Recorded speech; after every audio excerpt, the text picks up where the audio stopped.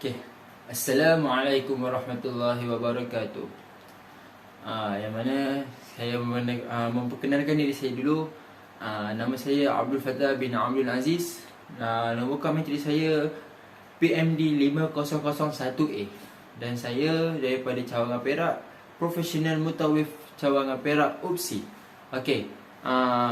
Yang pertama sekali, hari ini kita akan melakukan ziarah di tempat-tempat ziarah di tempat-tempat Mekah. Maksudnya kita akan melakukan ziarah di Mekah, yang mana saya akan bawa haji-haji semua menziarahi di dalam Mekah dan persekitaran Mekah. Yang mana di dalam Mekah ni kita akan pergi ke Kaabah. Saya akan bawa haji-haji pergi ziarah Kaabah, Hijr Ismail, makam Nabi Ibrahim dan Telaga Zamzam, dan banyak lagi saya akan cerita kepada haji-haji semua. Dan kita akan pergi ke persekitaran Mekah juga, yang mana kita akan pergi ke Maulid Nabi, tempat kelahiran Nabi. Yang kedua, kita akan pergi ke Perkuburan Ma'la. Yang ketiga, kita akan pergi ke Masjid Syajarah. Dan keempat, kita akan pergi ke Masjid Jin. Dan banyak tempat lagi saya akan bawa haji-haji semua, yang mana kita akan melakukan ziarah di tempat Mekah Al-Mukarramah. Okey, yang pertama sekali, sebelum kita melakukan ziarah saya perlulah mengingatkan kepada haji-haji semua untuk memperbaiki niat sebelum kita melakukan ibadah. Kerana apa? Seperti mana Nabi Muhammad SAW bersabda, innama a'malu binniyat. Setiap amalan itu bermula ataupun bergantung pada niat. Jikalau kita datang sini untuk bersantai-santai ataupun hanya untuk, macam mana nak kata, hanya untuk bersia-sia, hanya kosong, maka situ sia-sialah baginya, kerana tidak ada tidak ada ibadah untuk dia. Tapi bagi sesiapa yang niat untuk melakukan kerana Allah, semata-mata kerana Allah, maka dia akan dapat ganjaran pahala bagi orang yang niat semata-mata kerana Allah. Okey, yang satu. Yang kedua, saya menggalakkan kerana kita melakukan ziarah ziarah di Mekah ini agak lama masa untuk kita pergi menziarah tempat ke tempat. Kat situ kita akan saya suruh haji-haji untuk membawa, siap-siap bawa air dan makanan, bekalan makanan, untuk kalau kita rasa penat ke apa, kita boleh berhenti untuk minum, makan something, bawa roti ke kan, supaya kita boleh bendung apa-apa masalah nanti. Kalau ada yang tiba-tiba penat ke, lelah ke, bolehlah nak minum air ke kejap, kita berhenti. Apa-apa masalah, beritahu saya, okey? Kalau rasa penat ke apa, kita berhenti dulu. Okey. Sekarang kita berada di mana? Sekarang kita ada di Babul Salam, yang mana Babul Salam ni terletak di antara dua bukit, iaitu Bukit Safa dan Marwah. Yang seperti mana semalam kita telah melakukan umrah wajib kita, yang dekat Bukit Safa dan Marwah ni kita melakukan apa? Betul, kita melakukan ibadah sa'i. Okey, mari kita pergi ke persekitaran Mekah. Saya akan menceritakan sedikit sebanyak sejarah yang berada di situ. Yang pertama sekali, checkpoint kita akan pergi ke Masjid Maulid Nabi, iaitu tempat kelahiran Nabi. Jom. Alhamdulillah, kita sudah sampai ke tempat Maktabah Al-Mukarramah, iaitu masuk kepada perpustakaan di Mekah Al-Mukarramah. Okey, kat sini apa yang berlaku ke tempat perpustakaan ni? Seperti mana saya bagi tahu tadi, ini adalah ini adalah tempat Maulid Nabi, iaitu tempat kelahiran Nabi. Yang mana tempat kelahiran Nabi ini Siti Aminah, yang menjadi ibu kepada Nabi, yang waktu tu Siti Aminah mengandungkan Nabi Muhammad SAW. Dan Siti Aminah ni tidak tahu pun yang dia akan melahirkan satu anak. Waktu tu Siti Aminah ni nak katakan salah satu keistimewaan berlaku kepada Nabi Muhammad SAW. Waktu Nabi dilahirkan oleh Siti Aminah ni, Nabi keluar di dalam melalui faraj Siti Aminah tidak menangis. Dan waktu ketika Nabi keluar tu adalah dalam keadaan yang bersih. Tidak berlaku kepada bayi-bayi yang lain seperti mana bayi orang umat-umat biasa. Berlakunya keistimewaan kepada Nabi waktu tu di dalam rumah. Okey, saya nak cakap beritahu yang Maulid Nabi ni dulu ialah adalah rumah dulu adalah rumah Abu Talib. Waktu tu di sini tempat Nabi dilahirkan. Waktu Nabi keluar daripada faraj Siti Aminah tu, terkeluar satu cahaya sekali yang menerangi sekeliling dalam rumah tersebut, yang daripada gelap menjadi cerah. Dan waktu tu bidan Nabi Muhammad ni dia terkejut waktu Nabi Muhammad keluar tu dalam keadaan bersih dan tidak menangis. Benda ni tidak berlaku kepada orang-orang biasa. Waktu tu keluar dengan cahaya dan menerangi satu rumah waktu tu. Itulah keistimewaan waktu tu berlaku waktu Nabi tu. Dan waktu tu bayi tu diserahkan kepada Abdul Muttalib. Dan Abdul Muttalib ni membawa pergi ke Mekah dan masuk ke dalam Kaabah dan memberi nama kepada bayi itu adalah Muhammad. Macam mana Abdul Muttalib ni boleh bagi nama Muhammad dekat bayi ni? Waktu tu sebenarnya Allah mengilhamkan kepada Abdul Muttalib supaya memberi nama kepada bayi itu adalah Muhammad. Dan nama Muhammad ni waktu tu dekat penduduk Mekah tidak ada siapa-siapa pun yang bernama Muhammad selain yang bayi yang baru lahir tu, dan diberikan nama Muhammad yang oleh Abdul Muttalib, yang diilhamkan daripada Allah. Itulah macam mana Nabi Muhammad ni boleh mendapat nama Muhammad, kerana Allah mengilhamkan kepada Abdul Muttalib, dan Abdul Muttalib memberikan nama kepada Nabi Muhammad. Waktu tu Abdul Muttalib pun gembira sangat-sangat dia dapat cucu. Waktu tu dia bagi nama Muhammad, dia gembira, dia bawa masuk Mekah, dia bawa masuk Kaabah tu. Betapa gembiranya si Abdul Muttalib ni. Dan waktu tu saya nak ceritakan sikit, waktu Nabi lahir ni menjadikan satu petanda irhas, iaitu tanda-tanda kenabian, iaitu berlaku banyak peristiwa. Tapi saya akan menceritakan salah satunya adalah api Majusi. Seperti mana kita tahu, api Majusi ni dia tidak pernah terpadam. Berpuluh tahun, beratus tahun tak pernah terpadam api Majusi ni yang disembah oleh kaum-kaum Majusi. Dan ketika waktu kelahiran Nabi ni menjadikan satu irhas ataupun satu ajaib yang berlaku pada waktu itu adalah api Majusi ni tiba-tiba terpadam.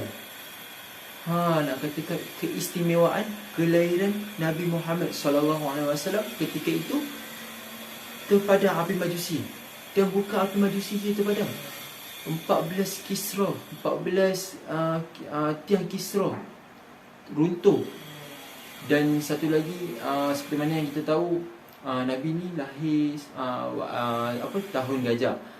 Okey, tahun gajah ni sebab apa orang kata tahun gajah? Sebab sewaktu Nabi lahir tu, sebelum 50 ataupun 55 hari sebelum kelahiran Nabi, berlakunya tentera Abraha ini ingin menghancurkan Kaabah.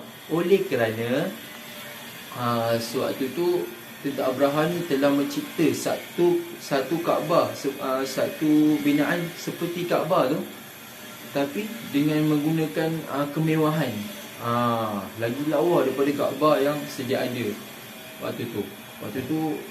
Si tentera Abraha ni dia buatlah satu Kaabah, tapi tidak ada siapa pun datang untuk berkunjung seperti mana Kaabah yang asal.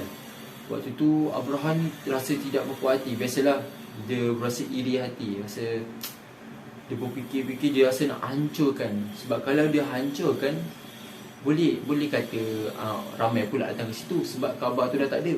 Sebab dia nak hancurkan tu, sebab dia iri hati. Dia rasa nak hancurkan sebab tak ada siapa pun datang tempat dia. Lepas tu dia pun bawa lah 12 tentera bergajah. Waktu tu tak silap saya ada 12 ekor tentera bergajah yang dia bawa. Yang paling besar adalah Abraha yang naik waktu tu. Waktu tu Abraha pun pergilah. Pergi dia nak hancurkan. Lepas tu waktu dia nak hancurkan tu, Allah mengirimkan burung-burung ababil untuk serang si tentera Abraha ni. Waktu tu burung ababil ni membawa 3 batu. Tak silap saya bawa 3 batu daripada neraka tau.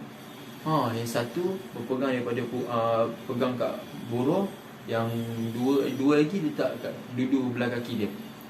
Burung tu bawa dan serang dan lepaskan batu-batu daripada neraka tu, lepas ke tentera Abraha.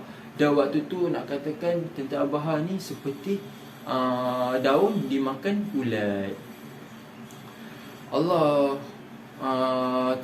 mengirimkan burung ababil ni untuk menyerang Abraha supaya Mekah ataupun Baitullah tu tidak dihancurkan oleh tentera Abraha.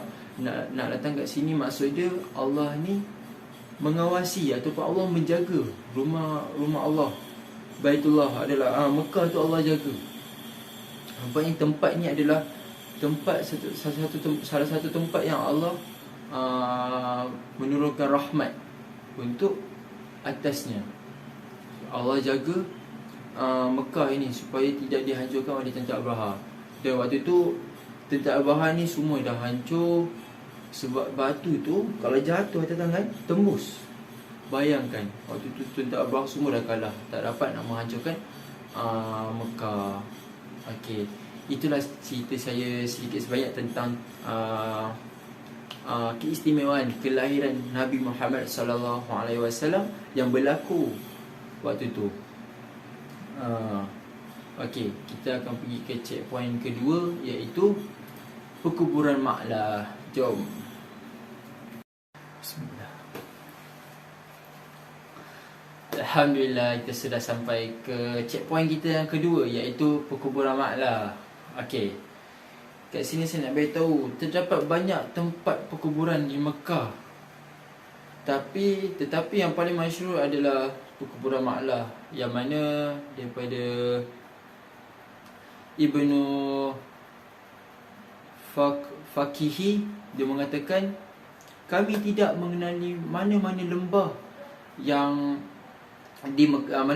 di Mekah yang menghadap kiblat kecuali perkuburan Ma'lah yang sepanjang kedudukannya menghadap kiblat. Dan Ibnu Abbas berkata Nabi Muhammad SAW bersabda, innamal makbarati hazi, sebaik-baik perkuburan adalah ini. Dan Ibnu Juraiji ni mengatakan daripada hadis Nabi ini adalah perkuburan Ma'lah. Nabi sendiri pun mengatakan perkuburan yang sebaik-baik perkuburan adalah perkuburan Ma'lah. Yang kat sana kita nak katakan banyak di kalangan para sahabat ditanamkan di sini. Dan adalah nombor satu yang ditanamkan adalah yang ditanamkan di sini adalah Sayyidatina Khadijah, isteri pertama Rasulullah sallallahu alaihi wasallam, yang meninggal dan ditanam di perkuburan Ma'lah.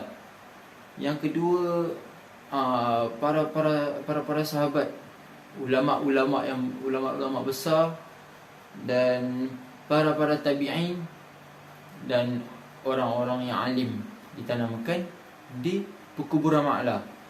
Yang mana perkuburan Ma'lah ni special yang dikatakan banyak orang-orang yang alim ditanamkan di sini.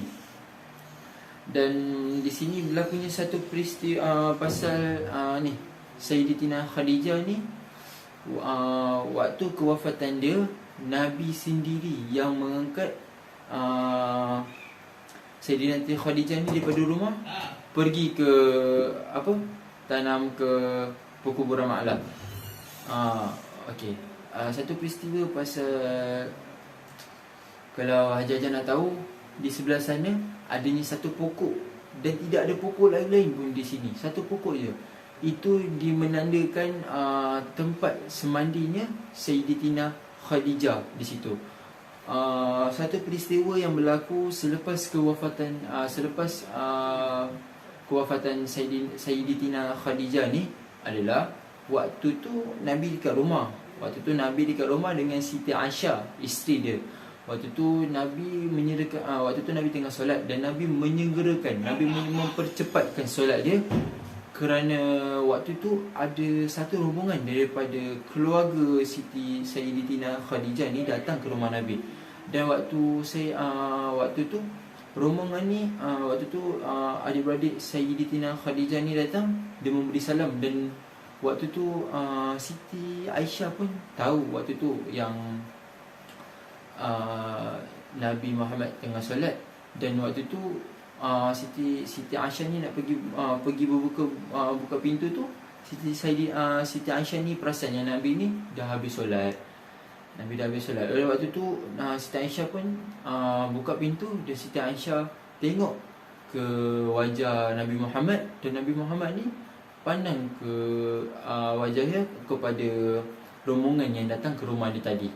Dan waktu tu Siti Aisyah ni nampaklah riak wajah Nabi ni bertukar sewaktu rombongan tu datang ke rumah. Sebab sebab Nabi Muhammad ni dia dapat dengar suara daripada rombongan adik-beradik Sayyidatina Khadijah ni seperti suara Siti Khadijah. Waktu tu Nabi macam, dia rasa macam Siti Khadijah datang rumah. Dia macam, yelah, biasalah, rindu kan pada isteri dia. Nabi sendiri rindu sangat-sangat pada isteri yang dia paling sayang, dia paling suka. Waktu tu dia layan-layan tetamu. Waktu tu layan. Lepas je habis dia layan rombongan daripada Siti Sayyidatina Khadijah datang tadi. Waktu tu Siti Aisyah pun berkatalah kepada Nabi, cukuplah, Allah telah menggantikan lebih baik daripada Siti Khadijah tu. Waktu tu Nabi ni mengatakan, balag, Allah tidak akan menggantikan seperti Siti Khadijah daripada isteri-isteri yang lain. Waktu tu Siti Aisyah ni terkejut. Seperti mana kita tahu, Siti Aisyah ni dengan Nabi ni romantik sangat-sangat. Kalau Siti Aisyah ni katakan apa-apa tentang dirinya kepada Nabi, Nabi mengiyakan. Tapi tidak sama sekali pada soalan yang Siti Aisyah berkatakan tadi dekat dekat Nabi tadi. Sebab sayangnya Nabi Muhammad sallallahu alaihi wasallam kepada Sayyidatina Khadijah ni, Sayyidatina Khadijah ni pertama bukti kenapa Nabi Muhammad sayang kepada Sayyidatina Khadijah ni. Yang pertama kita tahu yang Siti Khadijah ni ialah seorang businessman. Dia seorang orang yang kaya waktu tu, orang terkenal lah dekat Mekah ni, orang terkenal dan orang kaya. Waktu tu Sayyidatina Khadijah ni lah yang mengeluarkan segala hartanya untuk Nabi berjihad dekat jalan Allah. Maksudnya Siti Khadijah ni mengeluarkan harta-hartanya ke atas jalan Allah. Waktu tu sebab tu pertamanya sebab itulah Nabi sayang sangat-sangat dengan Sayyidatina Khadijah ni. Yang kedua, berlakunya satu peristiwa. Nabi ni biasalah, dia suka waktu malam dia suka bersendirian, suka beribadah. Waktu tu dia duduk kat Gua Hira. Dan pada satu ketika tu, pada malam tu ada satu lembaga datang kepada Nabi dan peluk Nabi kuat-kuat, iaitu adalah Malaikat Jibril. Dan peluk Nabi kuat-kuat dan mengatakan, Iqra, bacalah kamu, Iqra, sebanyak 3 kali. Dan Nabi pun menjawab, aku tidak reti baca. Jawab 3 kali. Dan waktu tu Nabi rasa macam dah tak tahan dah. Waktu je Nabi malaikat Jibril melepaskan Nabi, Nabi pun bergegas ataupun balik kepada balik rumah. Dan waktu tu Nabi balik rumah bukan dalam keadaan baik, tapi dalam keadaan yang gemerun, yang takut. Dan Nabi pun berasa waktu tu Siti Khadijah pun peliklah, kenapa Nabi tiba-tiba balik dalam keadaan takut ni, ada orang kerja ke kan. Lepas tu Siti Khadijah ni menenangkan Nabi. Moga Nabi rasa macam Nabi ni tengah demam. Dan Siti Khadijah pun menyelimutkan Nabi. Dekat situlah yang kasih sayang Siti Khadijah ni, seorang isteri terhadap Nabi waktu tu. Dan Nabi pun betul-betul sayangkan Siti Khadijah. Dan sebab itulah Nabi mengatakan balak dekat Siti Aisyah tadi. Itulah sedikit sebanyak yang peristiwa yang peristiwa yang saya boleh kongsikan berkenaan dengan perkuburan Ma'la. Maaf jika ada salah silap daripada saya. Okey. Mari kita pergi ke checkpoint seterusnya. Assalam. Okey, alhamdulillah kita sudah sampai ke checkpoint kita yang ketiga. Okey, sekarang kita ada di masjid yang bernama di belakang kita ni adalah Masjid Jin. Kalau tuan-tuan dan puan-puan nak tahu Masjid Jin, kenapa diberikan nama Masjid Jin? Kerana berlaku satu peristiwa waktu dahulu yang mana Nabi daripada suatu tempat, Nabi ingin menuju ke Mekah. Dan waktu Nabi dalam perjalanan tu, Nabi singgah ke tempat ini. Dan waktu tu Nabi menunaikan satu solat yang iaitu solat fardu subuh. Waktu Nabi solat kat sini, Nabi solat. Waktu Nabi settle solat, Nabi membaca ayat Quran. Dan ada jin waktu tu, dia dengar. Yang waktu tu si Nabi ni, Nabi Muhammad ni tengah baca Al-Quran, iaitu surah Ar-Rahman. Ayat yang Nabi baca adalah fabi ayyi ala'i rabbikuma tukazzibat. Waktu tu jin ni dengar. Waktu lepas jin ni dengar, Nabi Muhammad menceritakan waktu tu Nabi Muhammad ni membacakan surah Ar-Rahman tu dengan ayat yang saya baca tadi. Jin ni pun terus cakap, aku nak berbai'ah lah dengan Nabi. Waktu tu jin ni datanglah ke Nabi. Waktu tu jin datang ke Nabi ni, jin pun cakap, wahai Rasulullah, aku nak berbai'ah kepadamu. Dan dia pun mengucap syahadah, asyhadu an la ilaha illallah wa asyhadu anna Muhammadar Rasulullah. Sesungguhnya tiada Tuhan selain Allah, dan aku bersaksi bahawa Nabi Muhammad adalah pesuruh Allah. Waktu tu nak katakan hebatnya ayat Al-Quran ni, sampaikan jin tu dengan satu ayat daripada surah Ar-Rahman terbuka hatinya untuk masuk Islam. Waktu tu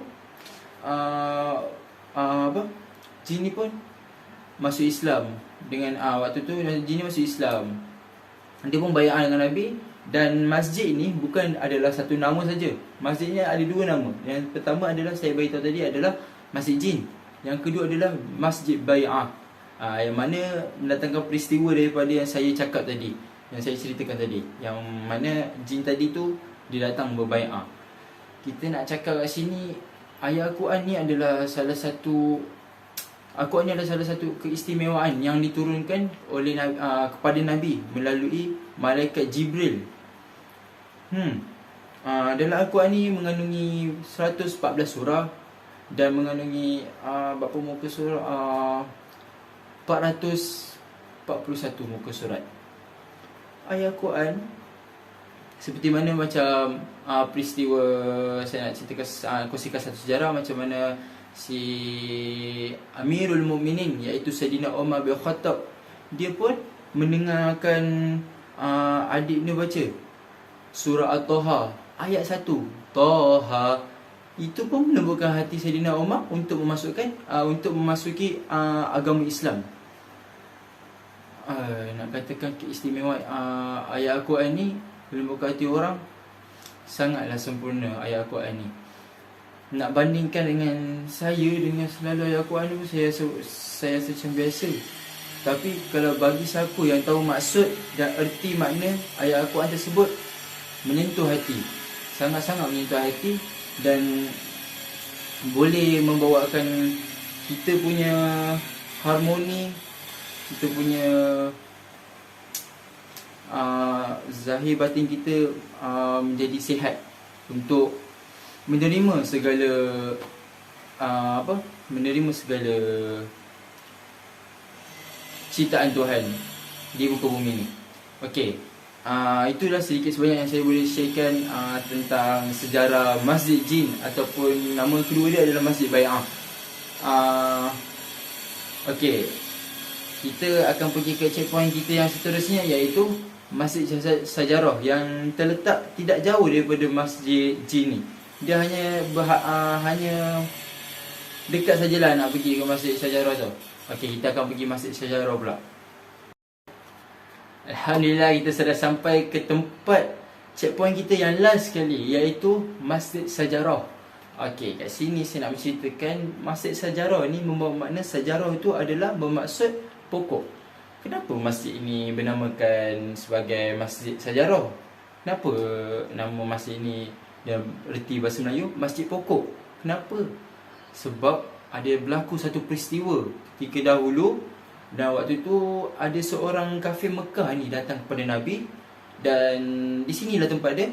Waktu tu orang kafir Mekah ni katakan kepada Nabi, dia kata, kalau engkau tunjukkan salah satu benda yang keajaiban, maksudnya benda yang hebat kepadaku, akan aku ikut agamamu. Maksudnya kalau Nabi ni tunjuk salah satu benda yang luar kotak, maksudnya benda yang hebat berlaku kat depan dia, maka dia akan masuk agama Islam. Dan waktu tu Nabi memanggil satu pokok.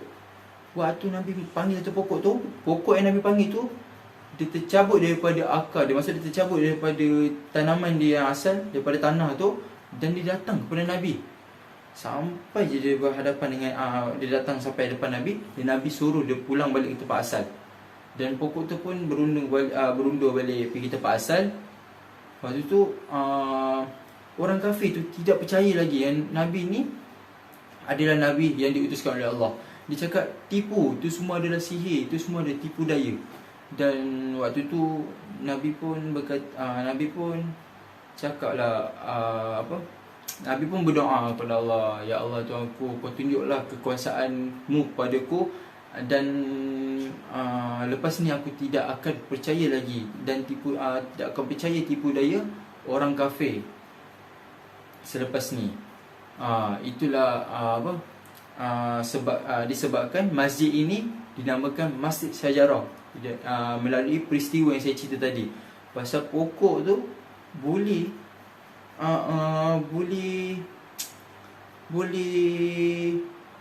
datang kepada Nabi daripada tempat asal pergi ke depan Nabi, dan Nabi suruh patah balik dan dia masuk balik tempat asal dia. Kalau jadi pada waktu sekarang lah, tuan-tuan dan puan-puan percaya tak benda tu boleh berlaku dalam kehidupan realiti kita? Tak kan? Itulah salah satu keistimewaan seorang Nabi.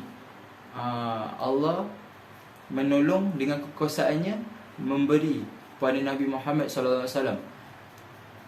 Itulah sedikit sebanyak cerita pasal Masjid Sajarah, sebab dia tak banyak peristiwa yang berlaku kat sini. So ini adalah kita punya checkpoint yang terakhir, dan lepas ni saya akan bawa Haji Hajar pula pergi menziarahi dalam Mekah, yang mana kita akan pergi ke Bukit Safa dan Marwah. Lepas tu kita akan pergi ke Kaabah.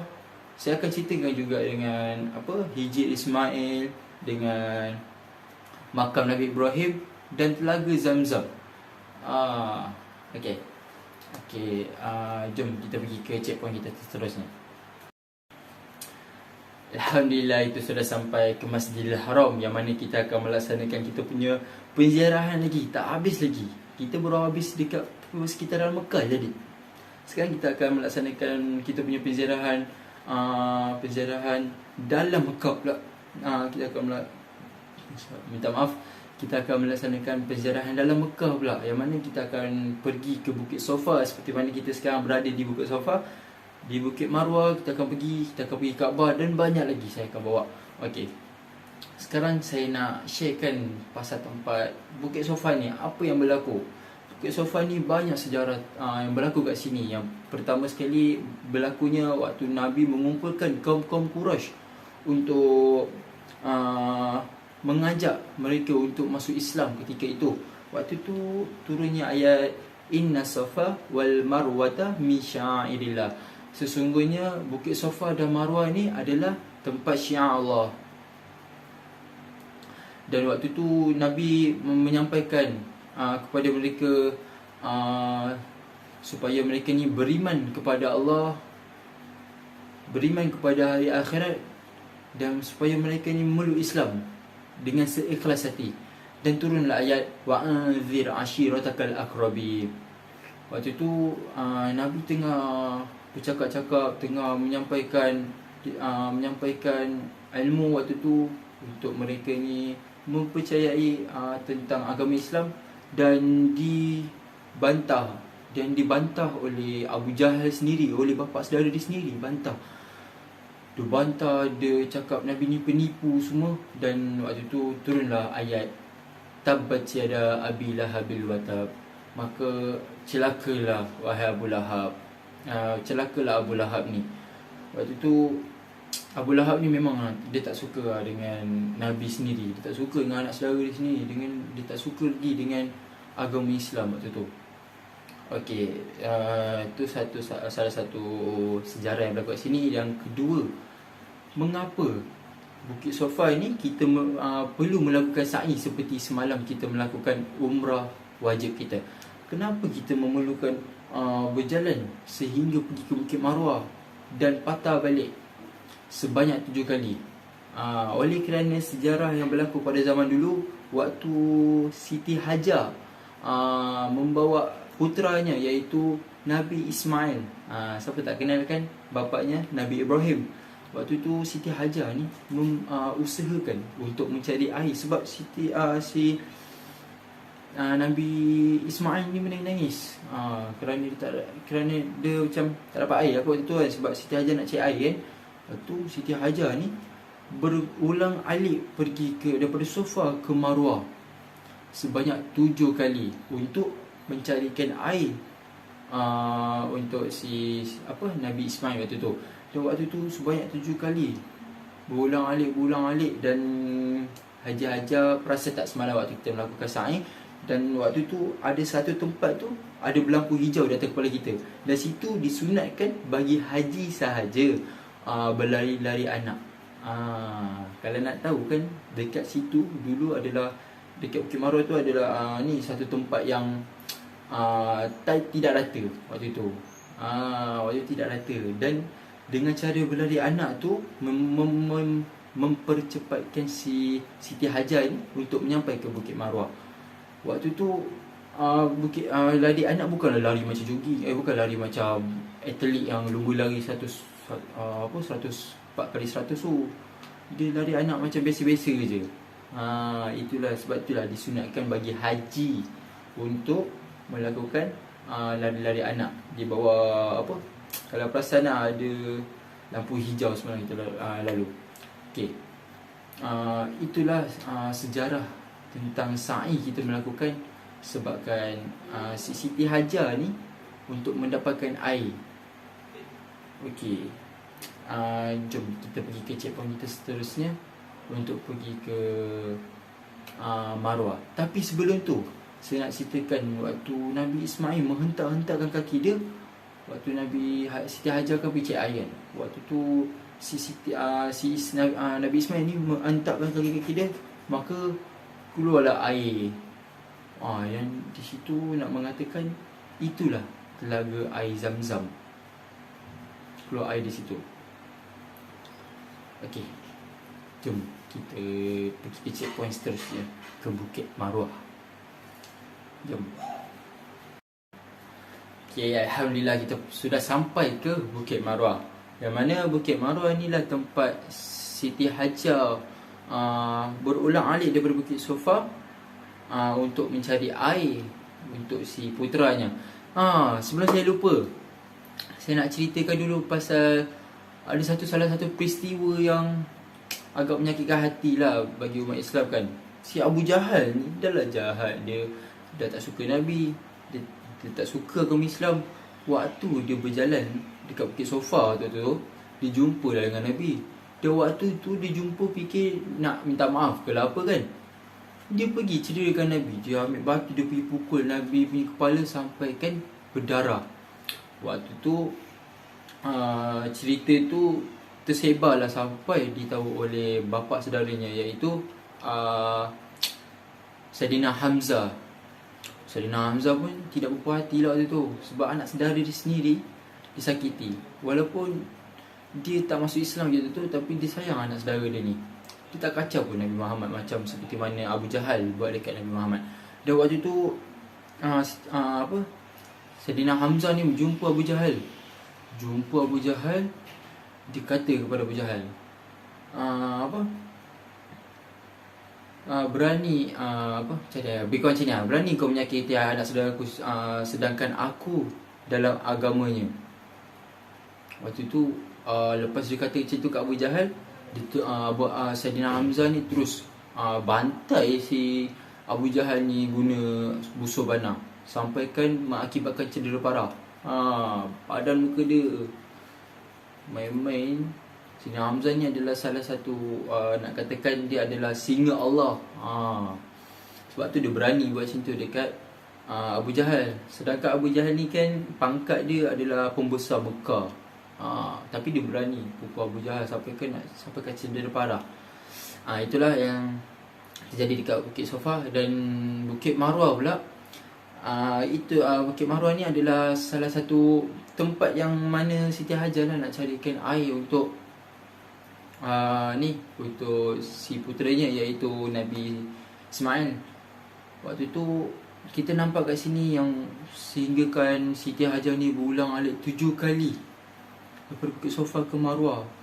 Haji Hajar semalam rasa penat tak? 7 kali kita berulang-alik. Bayangkan pengorbanan seorang ibu yang kita nampak dekat satu cerita ni. Kita nampak satu pengorbanan ibu terhadap anaknya. Bukit Sofa itulah itu je sejarah yang saya boleh sharekan yang berlaku dekat sini, yang mana Siti Hajar melakukan pelarian berulang-alik sebanyak 7 kali dan mewujudkan ibadah sa'i sehingga sekarang yang kita melakukan dalam umrah wajib kita. Itulah sedikit sebanyak sejarah tentang kedua-dua bukit yang kita telah datang sekarang. Dan sekarang kita akan pergi ke checkpoint kita seterusnya. Let's go. Alhamdulillah, kita sudah sampai di hadapan Kaabah. Yang ini merupakan checkpoint kita seterusnya daripada Bukit Marwah. Dan inilah tempat seterusnya kita akan menziarahi. Okay, sekarang kita dekat Kaabah. Apa yang saya akan ceritakan dekat sini, bagaimana Kaabah ni boleh terbina yang Kaabah ni. Macam mana asal-usul Kaabah ni. Saya akan menceritakan binaan Kaabah ni beberapa kali untuk membangkitkan dia daripada banjir. Kaabah mengalami kerosakan yang besar dan terbina sekali lagi. Dan cerita dia bermula daripada Allah memberitahu untuk Allah akan mencipta khalifah dan akan menurunkan di muka bumi. Yang seperti kita tahu, bapa kepada manusia adalah Nabi Adam. Nabi Adam. Dan waktu Allah memberitahu kepada malaikat, dan malaikat pun berkata kepada Allah, mengapa nak menciptakan khalifah di muka bumi, sedangkan Allah tahu yang khalifah ni akan menghancurkan, akan membinasakan bumi ni. Dan Allah pun bagi tahu kepada malaikat, sesungguhnya Allah lebih tahu dari apa yang kalian tidak tahu. Dan waktu tu malaikat pun berasa daripada dia punya daripada percakapan yang malaikat berkata kepada Allah, malaikat dapat berasa macam satu kemungkaran yang telah dibuat oleh malaikat. Dan waktu tu malaikat pun disuruh ataupun Allah memerintahkan kepada malaikat untuk tawaf di Baitul Ma'mur. yang Baitul Ma'mur ni merupakan salah satu Kaabah di atas Arash, langit ketujuh, iaitu Kaabah bagi malaikat yang diperintahkan supaya bertawaf di Kaabah tersebut. Itu Kaabah yang pertama tercipta oleh malaikat. Yang kedua, Allah telah menurunkan Nabi Adam ni ke bumi, dan Allah memerintahkan Nabi Adam supaya mendirikan Kaabah, iaitu Baitullah, rumah Allah. Dan waktu binaan Nabi Adam tu, berlakunya satu banjir, iaitu banjir pada zaman Nabi Nuh. Seperti mana yang kita tahu, waktu tu Nabi Nuh ni dia mencipta satu kapal yang sangat besar untuk penduduk dia dan segala haiwan-haiwan naik satu kapal tu. Nak katakan kapal tu besar tak besar, bayangkan sampaikan semua haiwan boleh naik atas tu. Waktu tu berlakunya banjir yang besar, mengakibatkan satu kerosakan yang besar bagi Kaabah ketika itu. Dan selepas tu Kaabah ni dia memperolehi baiki baik. Allah memerintahkan kepada Nabi Ibrahim untuk membaiki Kaabah, dan ditolong oleh Nabi Ismail. Dan waktu tu Nabi Ibrahim ni tengah susun-susun batu dekat Kaabah tu, ada satu tempat tu nak letak batu tapi tak sampai. Dan waktu tu Nabi Ismail ni tolong dan membawa satu batu, dan Nabi Ismail berkata kepada ayahnya, "Wahai ayahku, berilah izinkanlah aku untuk menolongmu." Lepas tu Nabi Ibrahim pun ambil batu tu untuk membuat pijak, nak menyampaikan, letak lagi satu batu untuk letak dekat satu tempat yang tak sampai tu. Dan sebabkan batu tu, Nabi Ibrahim dapat letak batu dekat atas batu tu kira tinggi lah, sebab Nabi Ibrahim kena tambahkan ketinggian dengan pijakkan batu tu. Dan Nabi Ibrahim dapat letak batu tu, dan batu yang Nabi Ibrahim pijak tu menjadikan kesan tapak kaki Nabi Ibrahim. Dan waktu tu tambahlah lagi satu lagi satu tempat ni, iaitu nama makam Nabi Ibrahim. Kalau kita pergi kat makam Nabi Ibrahim tu, kita pergi tengok kat dalam tu ada satu batu yang dapat 2 tapak kaki Nabi Ibrahim. Dan waktu zaman Nabi Ibrahim membina Kaabah tu, ada yang kita tahu dekat sebelah sebelah Kaabah tu ada Hijri Ismail. Yang waktu dulu tu, itu adalah tempat letaknya belaan Nabi Ibrahim dan Nabi Ismail, dan tempat mereka berehat. Dan waktu pembinaan tu telah disiapkan, lalu berlaku lagi satu banjir, iaitu banjir pada zaman Nabi Muhammad SAW, iaitu Nabi kita. Waktu Nabi berumur 35, berlakunya satu banjir. Waktu tu berlakunya satu banjir, dan Nabi waktu tu kaum Quraisy ni mereka mencadangkan untuk membina baik pulih balik Kaabah. Dan waktu tu, zaman tu tentera kaum Quraisy ni, pembesar-pembesar Quraisy ni bukanlah orang Islam, tapi mereka mengasingkan duit yang halal dan duit yang tidak halal untuk membina Kaabah baik semula, seperti Kaabah yang asal. Tapi oleh kerana duit halal tu tidak mencukupi untuk membina Kaabah yang asal, maka pada zaman Nabi Muhammad SAW dikecilkan sikit, dan Hijri Ismail tu dimasukkan sikit dalam kawasan Mekah. Seperti mana kalau kita nak tahu, kita kan orang biasa, sebab kita tak boleh lah nak solat kat dalam Kaabah tu. So kalau kita direzekikan untuk solat di dalam Hijri Ismail, maka solatlah dalam Hijri Ismail. Kerana apa? Kerana Hijri Ismail tu adalah sebahagian daripada tapak Kaabah yang asal.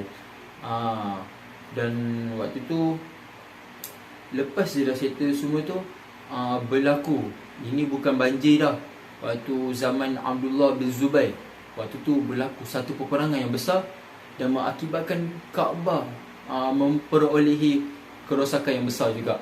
Dan Abdullah bin Zubair ni berkata dia nak dia nak membaik pulih balik Kaabah ni seperti mana zaman Nabi Ibrahim. Dan sampailah sekarang binaan tu binaan daripada Abdullah bin Zubair tu masih ada. So sekarang yang kita ada sekarang dekat Kaabah ni, ini adalah pembaiki daripada misalnya saya nak kata, maksudnya Kaabah yang sekarang kita ada, sekarang kita tengok sekarang ni, ini adalah pembaik boleh daripada zaman Abdullah bin Zubair, dan dia adalah tapak asal daripada seperti mana Nabi Ibrahim. Dan kalau kita nak tahu, banyak ada tempat istimewa yang berada di sekitar Kaabah ni. Seperti mana saya akan menceritakan tentang Multazam. Yang mana Multazam tu terletak di antara Hajarul Aswad dan pintu Kaabah. Di tengah-tengah itu adalah di tempat itu adalah bernama Multazam. Yang mana Multazam ni adalah salah satu tempat mustajab doa. Kalau sekiranya kita ingin berdoa, apa-apa doa untuk kita nak doa, kita doa situ. Dan cara sewaktu Nabi berdoa kat situ, Nabi meletakkan tapak tangannya, Nabi menyandar kat situ dan Nabi berdoa. Itu cara Nabi waktu Nabi berdoa ke Multazam. Yang kedua, saya akan menceritakan tentang saya akan ceritakan tentang Hajarul Aswad. Yang seperti mana kita nak tahulah, Hajarul Aswad ni yang kita semalam kita melakukan umrah wajib. Kita bermula daripada Multazam, daripada Hajarul Aswad, pusing berkeliling Kaabah sebanyak 7 kali. Hajarul Aswad tu adalah salah satu tempat penghapusan dosa, yang mana kita dapat tahu Hajarul Aswad tu adalah satu peminjaman dari Allah yang diturunkan daripada syurga. Maka siapa yang ingin nak menghapuskan dosa-dosa dia, pergilah cium batu daripada syurga yang Allah pinjamkan di muka bumi ni. Dan yang kedua, saya akan ceritakan tentang Hijri Ismail. Hijri Ismail ni tercipta dia daripada zaman Nabi Ibrahim. Dan Hijri Ismail ni diharamkan untuk kita berpegang sewaktu kita melakukan tawaf. Waktu tu kalau kita tawaf, kalau kita pegang, maka batal lah kita punya tawaf. Kita kena ulang balik. Kalau contoh, kalau kita tawaf, kalau kita punya bahu yang ni beralih, so kat situ kita kena beranjak 3 kali ke belakang. Tapi kalau kita terpegang, sentuhan kita terpegang sesebahagian Kaabah, terbatal kita punya tawaf. So kat situ kita kena ulang, tambah lagi, maksudnya kita kena pembarui kita punya tambah lagi satu tawaf kita. Yang tawaf satu kita terpegang, kita tambah lagi satu. Kalau kita asyik jalan-jalan pegang, yang itu kira batal lah. Untuk kita kena buat baru lah senang cerita. Sebab dia tak tahu kot, kita kena beritahu. Sebab sebahagian Kaabah ni kita diharamkan untuk pegang semasa kita bertawaf. Itulah sedikit sebanyak sejarah tentang Mekah ni, tentang Kaabah. Daripada binaan malaikat, Nabi Adam, Nabi Ibrahim dan Nabi Muhammad, dan sampailah Abdullah bin Zubair. Dan daripada Abdullah bin Zubair tu sampailah zaman sekarang, Kaabah tu elok seperti sedia ada. Dan Kaabah ni adalah salah satu rumah Allah. Maka kalau kita berdoa depan dia, insya-Allah doa kita akan dimakbulkan, insya-Allah. Maka kat sini kita memperbanyakkanlah doa, berzikir. Sebab kita berhadapan dengan rumah Allah. Allah akan melihat semua hamba dia yang memohon. Allah suka hamba dia yang banyak mengadu kepada dia. Dan kat situ insya-Allah doa kita akan dikabulkan, dan masalah kita dekat dunia ni akan dipermudahkan, kerana Allah yang menyusahkan dan Allah yang memudahkan, insya-Allah. Itulah perziarahan dalam kita hari ini sudah settle. Alhamdulillah, direzekikan kekuatan oleh Allah SWT, kita dapat settlekan ziarah dalam kita. InsyaAllah kita akan pergi ziarah dulu, InsyaAllah. Bye bye. Assalamualaikum. Assalamualaikum warahmatullahi wabarakatuh. Jadi Haji-haji semua sihat Sedap tak makan pagi tadi? Sarapan pagi tadi. Dan saya sudah maklumkan kepada haji-haji yang hari ini kita akan melakukan ziarah luar Makkah pula. Okay. Sekarang kita kat lobi hotel, yang mana saya telah menetapkan waktu. Saya telah bagi tahu kat dalam WhatsApp semalam, yang mana kita punya penziarahan mula pada pukul 7.30 pagi.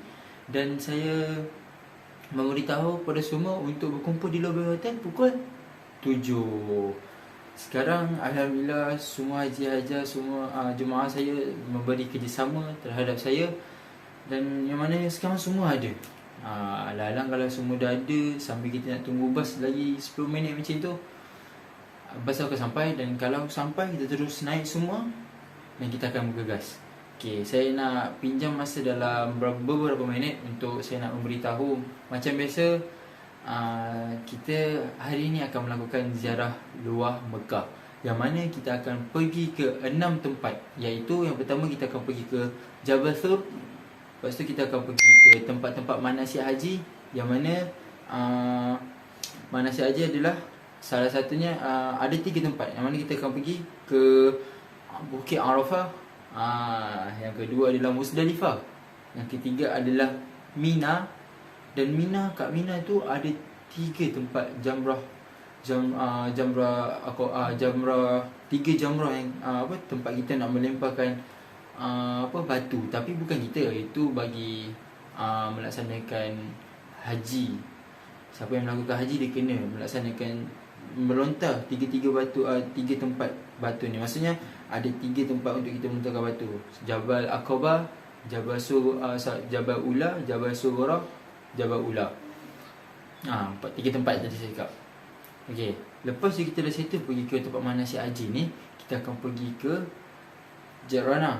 Dan lepas Jirana, kita akan pergi checkpoint kita yang terakhir, iaitu Jabal Rahmah. Okey.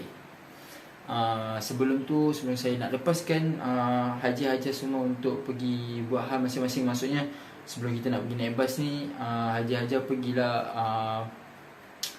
kencing, pergilah dulu tandas untuk membuat apa yang patut. Dan jangan lambat untuk pergi ke tunggu bas ni. Kalau lepas sana, saya bagi dalam 5 minit macam tu, ataupun 10 minit. Lepas dia habis 10 minit, semua kena datang sini balik, sebab takut bas dah sampai. Kalau kita lambat, kita punya jadual untuk pergi ziarah ni jadi panjang, jadi lagi lambat. So kalau lambat, risiko dia sebab ramai orang pergi sana, bukan kita je. So kalau dah ramai orang, saya takut ada yang hilang semua tu. Payah nanti. Okay. Last kali saya nak bagi tahu, seperti biasalah sabda Nabi Muhammad sallallahu alaihi wasallam, innama a'malu bina wa innama likulli imrin ma nawa. Innama a'malu bina. Setiap amalan itu bergantung kepada niat. So kat sini kita perlulah niat untuk beribadah semata-mata kerana Allah. Kerana kalau kita berniat semata-mata kerana Allah, ibadah kita ni, maka akan diberi ganjaran pahala. Tapi jikalau kita tidak berniat untuk beribadah kepada Allah, hanya semata-mata untuk melihat suasana saja, maka sia-sialah perbuatan tersebut. Yang kedua, marilah kita berselawat kepada Nabi Muhammad sallallahu alaihi wasallam. Barang siapa yang berselawat kepada Nabi Muhammad sallallahu alaihi wasallam 1 kali, Allah akan membalas dia kepada dia adalah 10 kali. Maka kat sini kita tak nampak rugi pun kalau kita berselawat kepada Nabi Muhammad sallallahu alaihi wasallam. Allahumma salli ala sayyidina Muhammad wa salli ala ali sayyidina Muhammad. Okey, saya akan memberi masa kepada tuan-tuan haji-haji semua untuk pergi ke mana-mana. Dan jangan lupa balik sini balik lepas 10 minit nanti. Okey, lepas ni kita akan naik bas dan terus kita akan pergi ke Jabal Thur. Jom. Alhamdulillah, kita sudah naik bas. Terima kasih semua Haji Hajar yang telah memberikan kerjasama dengan saya untuk kita melakukan ziarah luar Mekah kita hari ini. Okey, hari ini kita akan melakukan ziarah luar Mekah yang seperti mana saya beritahu tadi, kita akan pergi ke 6 tempat. Yang pertama kita akan pergi ke Jabal Thur, yang mana Jabal Thur ni dia terletak di tengah-tengah Mekah. Kalau kita daripada Mekah pergi ke Jabal Thur memakan dalam 4 km. Kalau nak tahu Jabal Thur ni, Jabal Thur ni dia tinggi, dia bukit tertinggi di kota Mekah. Kerana dengan ketinggian dia 458 km, dia paling tertinggi. Bukan, dia katakan dia tertinggi lah dekat Mekah ni. Dan Jabal Thur ni dia mempunyai Gua Thur, yang mana Gua Thur ni dia mempunyai 2 pintu. Satu pintu di belah barat, satu pintu di belah timur. Okey, pintu dia tak besar mana. Ada yang saya baca ada yang 1.2 meter dengan keluasan 3.2 meter. Dua sur tu tak besar mana. Kira nak masuk tu dalam 2 ataupun ketiga orang je. Okey, sejarah ataupun peristiwa yang pernah berlaku dekat Gua Thur ni saya akan ceritakan. Sewaktu Nabi nak berhijrah daripada Mekah ke Madinah. Waktu Nabi nak berhijrah Mekah ke Madinah tu tak senang, sebab waktu tu kaum kafir memburui Nabi. Sebab sesiapa yang dapat Nabi, sebab kata ketua Quraisy mengatakan sesiapa yang dapat membawa balik Nabi dalam hidup ataupun jasadnya, dia akan mendapatkan ganjaran yang lumayan. Waktu itu ramai berusaha untuk cari Nabi. Dan waktu Nabi berhijrah pada Mekah ke Madinah, Nabi berhenti di Gua Thur dan Nabi menyuruh di dalam Gua Thur. Dan waktu itu kaum Quraisy ni mencari selama 3 hari tapi tidak ditemui. Nabi waktu tu Nabi nyuruh dekat dalam Gua Thur tu, Nabi tidur dulu seketika. Nabi tidur di atas bahu di atas bahu Abu Bakar. Waktu Nabi berhijrah tu, Nabi berhijrah dengan Abu Bakar, dan yang tinggal adalah Saidina Ali yang menggantikan tidur di atas katil Nabi. Waktu tu orang kaum Quraisy ni semua serbu rumah Nabi. Orang serbu semua. Waktu tu sebenarnya time Nabi nak keluar tu, kaum Quraisy dah ada dekat depan rumah.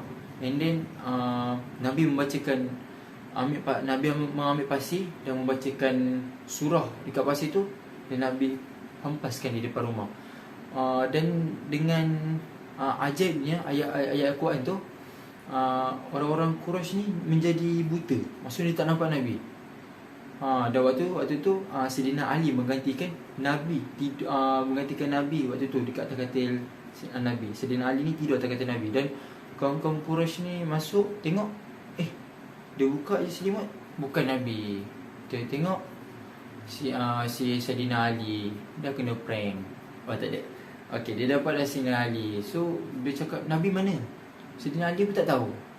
Waktu tu Saidina Ali pun tak tahulah. Waktu tu dia kan dia tahu je yang Nabi ni berhijrah pergi ke Madinah. Dan waktu Nabi pun tahu, waktu tu orang kafir Quraisy ni cari untuk membunuh, membawa balik dia. Tapi Allah menyelamatkan Nabi Muhammad sallallahu alaihi wasallam. Nabi menyuruh di dalam Gua Thur, dan Allah menghantarkan laba-laba untuk membuat sarang di pintu tu. Yang oleh kerana waktu tu kaum Quraisy tengok dah Gua Thur tu, dia dah nampak dah, tapi ada sarang laba-laba. Dan waktu tu diorang macam tak mungkin lah Nabi masuk, sebab kalau Nabi masuk rosaklah sarang laba-laba tu. Tapi tak rosak. So diorang pun tak cek dalam tu sebab ada sarang laba-laba. And then waktu tu satu lagi peristiwa yang berlaku dalam tu, sewaktu Saidina Abu Bakar Siddiq tengah duduk dan Nabi baring atas riba dia. Waktu tu Nabi dah penat, Nabi pun berehat kejap sebab diorang berbincang untuk saling berganti berehat untuk nak meneruskan perjalanan. Tapi mereka tidur di dalam gua tu selama 3 hari. Dan kaum kafir cari selama 3 hari pun tak jumpa-jumpa. Dan waktu tu ada seekor ular yang keluar daripada lubang yang Saidina Abu Bakar tahan. Waktu tu sebelum masuk tu Saidina Abu Bakar dah tutup dah semua lubang-lubang. Dan waktu ada satu lubang tak dapat nak tutup, so dia tutup guna kaki dia. Dan ada ular keluar di situ, dia patuk, lepas tu dia gigit Saidina Abu Bakar punya kaki. Dan waktu tu Saidina Abu Bakar ni dia tahan sampai kan dia ternangis. Dia punya tangisan tu terjatuh atas pipi Nabi. Dan Nabi pun tanyalah kepada Saidina Abu Bakar, kamu sedih ke atau kamu sakit? Lepas tu Saidina Abu Bakar pun bagi tahu yang kaki dia digigit oleh haiwan. Waktu tu Nabi pun tengoklah kaki dia kena gigit dengan serangga. Dan Nabi pun ludah kat tempat tengah gigit tu. Nabi pun gosok-gosok. Dengan keberkatan aili Nabi, sihatlah dia punya luka tu. Dan ular tu, nak dikatakan, ada yang mengatakan ular tu daripada zaman Nabi Musa. Dan dia meminta izin kepada Allah untuk menengok Nabi akhir zaman. Dan waktu tu lepas dia Allah menerima dia punya dia punya permintaan, dia dapat tengok Nabi pada akhir zaman. So lepas dia dah dapat tengok tu, ada yang mengatakan dia terus mati, ada yang mengatakan dia duduk kat dalam lubang tu. Itulah sejarah tentang Gua Thur, yang mana berlakunya Nabi tidur di dalam Gua Thur tu selama 3 hari.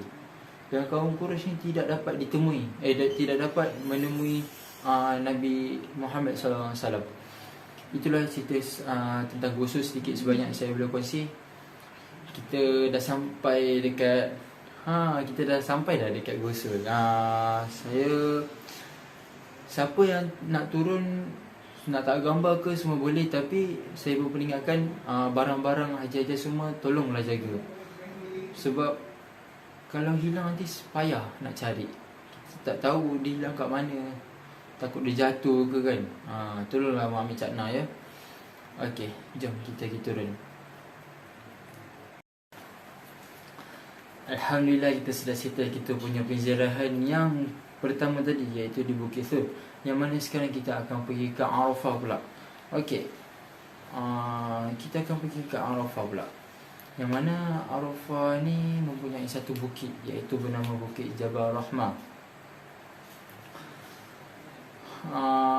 Arafah ni daripada Mekah pergi ke Arafah memakan berpuluh kilometer untuk kita sampai ke Arafah. Dan ke Arafah ni ada satu bukit, iaitu Jabal Rahmah. Yang mana Jabal Rahmah ni kalau kita nak naik dia, anak buah tangga dia ada 168 anak buah tangga. Dan kalau kita dapat sampai ke atas atas puncak, kalau kita nampak atas tu sangatlah luas. Dan atas tu ada satu batu ni, dia tinggi dia 8 meter. Setiap sisi sudut dia punya luas adalah 1.8 meter. Batu tu diorang selalu pergi situ, diorang selalu conteng-conteng lah. Diorang selalu tulis nama untuk tahu buat kenangan ke apa. Tapi saya nak cerita kat sini peristiwa tentang Arafah, yang mana waktu dulu Nabi Adam dengan Siti Hawa diturunkan di bumi ni ke atas kesalahan mereka. Waktu tu ada yang mengatakan Nabi Adam diturunkan di India dan Hawa diturunkan di Jeddah. Lalu selama, ada yang mengatakan banyak pendapat. Ada yang katakan 44 tahun diorang terpisah, ada yang kata 100 tahun, 200 tahun, ada yang kata beratus tahun diorang terpisah. Lalu mereka pun berjumpa dekat Bukit Arafah ni. Tapi waktu Nabi Adam sampai ke Bukit Arafah ni, Nabi Adam berdoa, banyak minta keampunan, banyak minta ampun kepada Allah. Lalu pada waktu itulah Allah menerima keampunan terhadap Nabi Adam atas kesalahan yang telah dilakukan waktu dahulu. Dan saya nak bagi tahu lah, dekat Bukit Arafah ni mempunyai kelebihan. Yang seperti mana kita tahu, kelebihan Bukit Arafah ni adalah berpuasa pada hari Arafah. Sebenarnya kita biasa dengar Bukit Arafah ni puasa di bulan Arafah ni dapat menghapuskan dosa. Yang mana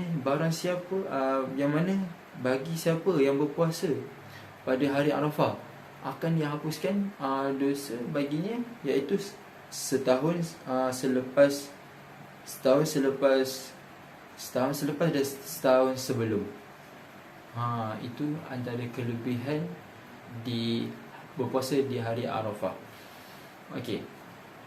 Arafah ni waktu satu peristiwa waktu dulu Nabi daripada Mina, Nabi ingin mengerjakan haji wada, haji terakhir Nabi.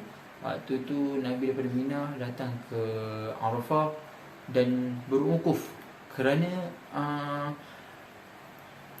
bagi orang yang melaksanakan haji ni, dia perlulah berwukuf di Arafah, kerana atas adaan sabda Nabi, al-hajjul Arafah, haji itu adalah Arafah.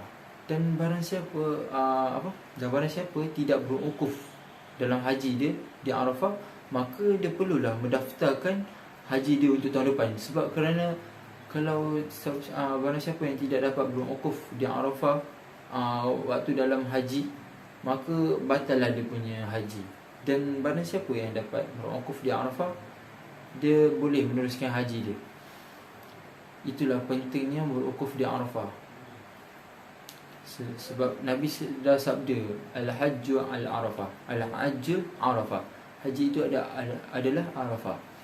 Dan di Arafah ni waktu Nabi datang dekat Arafah pada 9 Zulhijjah, dan Nabi memerintahkan beberapa sahabat untuk mendirikan kemah, dan Nabi duduk di dalam kemah itu sehingga tergelincirnya matahari waktu zuhur. Dan waktu tu Nabi suruh mempersiapkan untanya yang bernama Al-Qaswah. Lalu Nabi pergi ke Wadi Urana. Waktu pergi Wadi Urana tu, Wadi Urana ni merupakan sepadan tanah haram. So, sampai situ Nabi memberikan khutbah Hajatul Wada. Nabi memberikan pesanan-pesanan kepada jemaah-jemaah yang ada di sekitar Nabi. Mempunyai 144,000 jemaah waktu tu yang ikut Nabi pergi Hajatul Wada. Nabi memberikan khutbah dan memberikan banyak pesanan. Salah satunya adalah tentang amanah. Barang siapa yang telah memberikan amanah kepadanya, maka dia perlulah mengembalikan amanah itu kepada orang tersebut, pada orang yang memberi amanah kepada dia. Kat sini kita perlu titik berat tentang amanah, kerana Nabi sendiri sudah bercakapkan tentang amanah ni. Yang kita dapat tahulah sekarang, amanah susah nak dijaga dekat Malaysia. Sampaikan tubuhkan grup amanah, yang mana siapa melanggar amanah ni akan dijatuhkan hukuman seperti amanah jangan makan riba, tapi ada juga yang makan riba. So kat situ diorang kena hukuman. Kat sini kita titik beratlah tentang amanah, sebab kalau kita tak titik beratkan, kita pun akan terjebak. So kita doa-doa lah kita dijauhkan daripada sifat mungkari janji, memungkiri amanah. So dekat sini saya nak ceritakan, itulah cerita sedikit sebanyak dekat Arafah ni. Arafah ni merupakan salah satu tempat manasik haji, yang mana tempat manasik haji ni ada 3 tempat, iaitu Arafah, Musdalifah dan Mina. Selepas ni kita akan pergi ke checkpoint kita seterusnya, ke Musdalifah, dan kita akan terus pergi ke Mina dan seterusnya. Itulah sedikit sebanyak sejarah tentang Arafah yang saya ceritakan. Okay, jom kita pergi ke checkpoint seterusnya, Musdalifah dan Mina. Yang pertama sekali kita akan pergi ke Musdalifah. Saya akan ceritakan sedikit sebanyak tentang Musdalifah. Yang mana Musdalifah ni merupakan tempat bagi jemaah bermalam pada malam 10 Zulhijjah. Ia dinamakan Musdalifah ini kerana ramainya orang yang singgah di tempat ini pada tengah malam, atau kerana semua orang bergerak secara serentak dari Zulfatain. Musdalifah adalah tanah haram yang jaraknya dari Mekah kira-kira 13.9 km. Ia terletak di antara Makzimai Arafah. Di antara dua bukit yang sempit. Ia terletak di antara lorong dua bukit yang sempit. Terdapat juga sebuah masjid di Musdalifah yang kenali sebagai Masjid Masya'ah Al-Haramain, Masjid Al-Masya'ah. Ia merupakan tempat baginda Rasulullah sallallahu alaihi wasallam mengerjakan solat Maghrib dan Isyak. Seterusnya mabit sehingga keesokan harinya. Di Musdalifah ini juga jemaah haji akan mengumpulkan batu kecil yang bakal digunakan untuk melemparkan di jamrah. Jamrah ni kat Mina. Waktu kat Mina nanti kita kena baling 3 jamrah waktu kat Mina. So dekat daripada Musdalifah ni kita kena kumpulkan 3 batu kecil. Okey.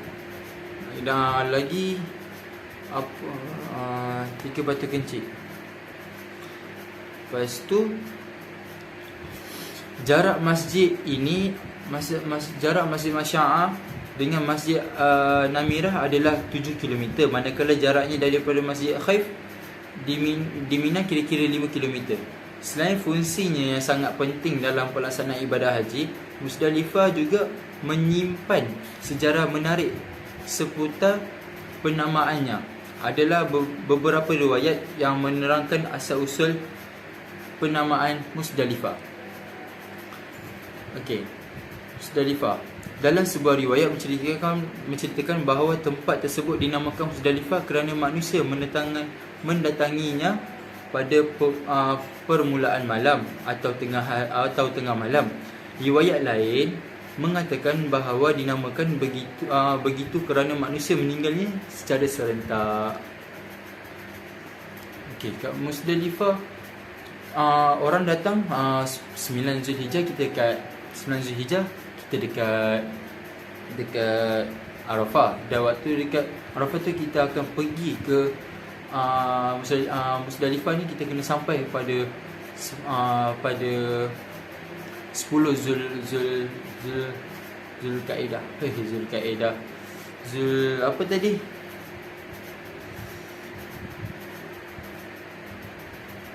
Kita akan sampai pada malam Zulhijjah.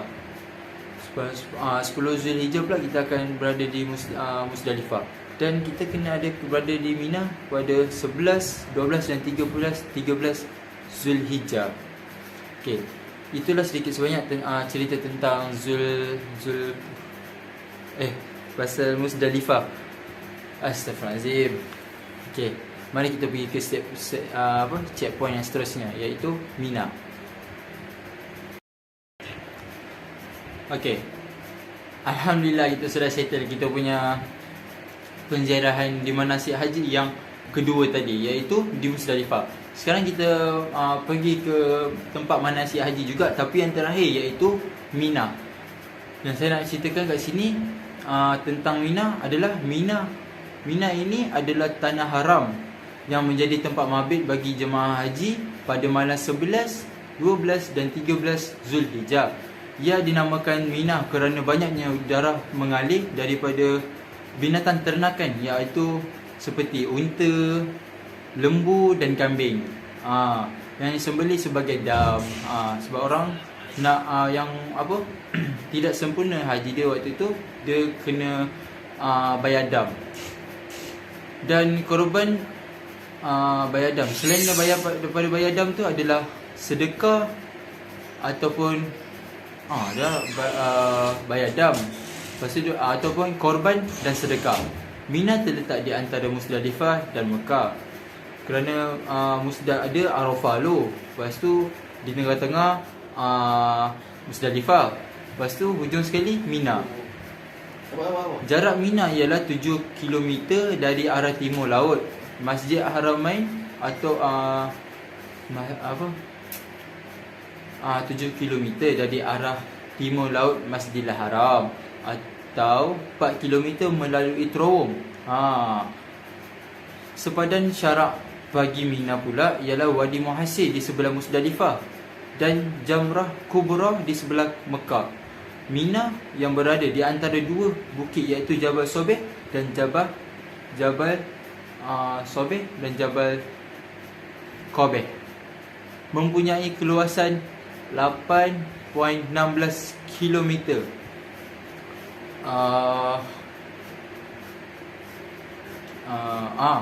Mina juga mendapat 3 jamrah yang menjadi tempat bagi jemaah melontar anak-anak batu sebagai sebahagian daripada amalan haji.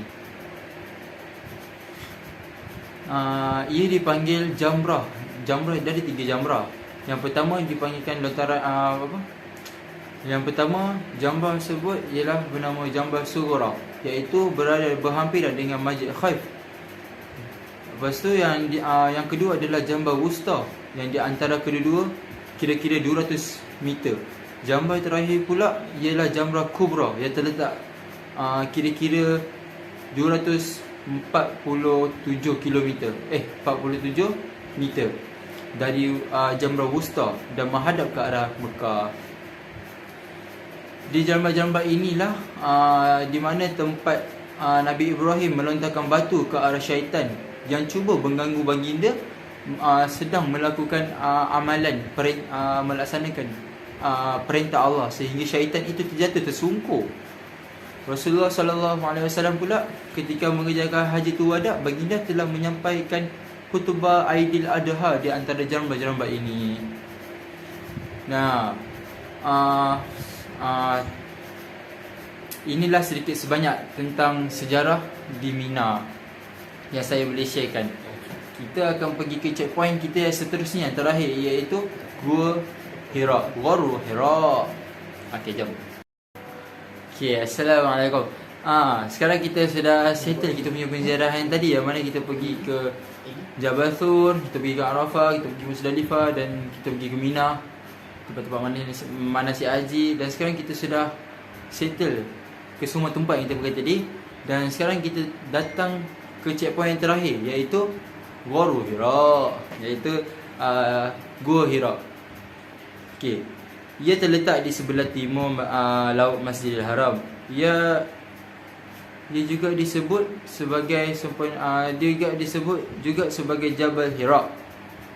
Jabal Hira, sempena Gua Hira yang terletak di puncaknya, ketinggiannya daripada permukaan tanah kira-kira 281 meter. Untuk mendaki ke puncak ini memerlukan masa dengan 1 jam. Jauh tak jauh. Tu kalau haji ajar naik tu mesti penat, longgar lutut. Di gua inilah Rasulullah SAW telah menyedihkan diri dan beribadat sebelum baginda dilantik menjadi Nabi dan Rasul. Waktu tu Nabi ni suka menyediri dekat atas Gua Hira tu. Dan waktu tu jugalah berlakunya satu peristiwa ini, yang mana waktu tu Allah telah mengirimkan malaikat Jibril untuk menyampaikan wahyu time tu. Dan malaikat Jibril time tu datang kepada Nabi, dan malaikat Jibril terus memeluk Nabi dan mengatakan Iqra. Dan waktu tu Nabi pun mengatakan, aku tidak dibaca. Seperti mana kita tahu Nabi kita ni bersifat umum, iaitu waktu itu Nabi ni sendiri tak erti baca, tak erti tulis. Dan waktu itu malaikat Jibril ni ulang sehingga 3 kali, Iqra, Iqra, Iqra. Dan Nabi pun menjawab benda yang sama, aku tidak erti baca. Lalu waktu itulah malaikat Jibril mengajar Nabi Muhammad SAW untuk membaca. Selesai je Nabi belajar dengan malaikat Jibril, lalu lalu Nabi Muhammad ni pun balik. Waktu Nabi balik tu bukan dalam keadaan senang, dalam keadaan yang ketakutan dan rasa lemah.